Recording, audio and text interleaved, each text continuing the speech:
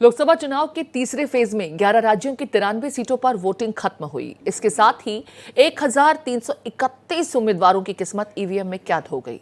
पहले और दूसरे चरण की तरह तीसरे फेज में भी कहीं बम्पर तो कहीं बहुत कम वोटिंग हुई। चुनाव आयोग के मुताबिक शाम 7 बजे तक करीब 61.59% वोटिंग हुई।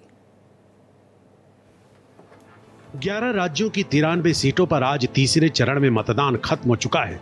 1300 से ज्यादा उम्मीदवारों की किस्मत ईवीएम में कैद हो चुकी है, जिसका फैसला 4 जून को आएगा। सबसे पहले जानते हैं कि आज किन राज्यों में कितना मतदान हुआ। तीसरे चरण में कितना मतदान? असम में 75.01%, यूपी में 56.47%, कर्नाटक में 66.29%, गुजरात में 55.85%, गोवा में 72.98%, छत्तीसगढ़ में 66.92%, दादरा और नगर हवेली और दमन दीप में 63.23%, पश्चिम बंगाल में 73.93%, बिहार में 56.41%, एमपी में 62.48%, महाराष्ट्र में 53.74%।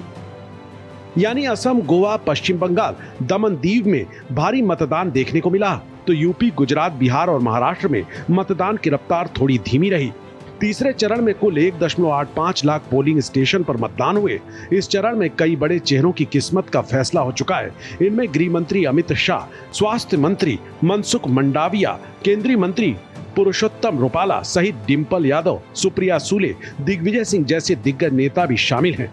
अगर तस्वीरों की बात करें तो अहमदाबाद में वोटिंग के दौरान पीएम मोदी की अनोखी तस्वीरें सामने आई। प्रधानमंत्री नरेंद्र मोदी ने अहमदाबाद स्थित निशान हायर सेकेंडरी स्कूल में वोट डाला।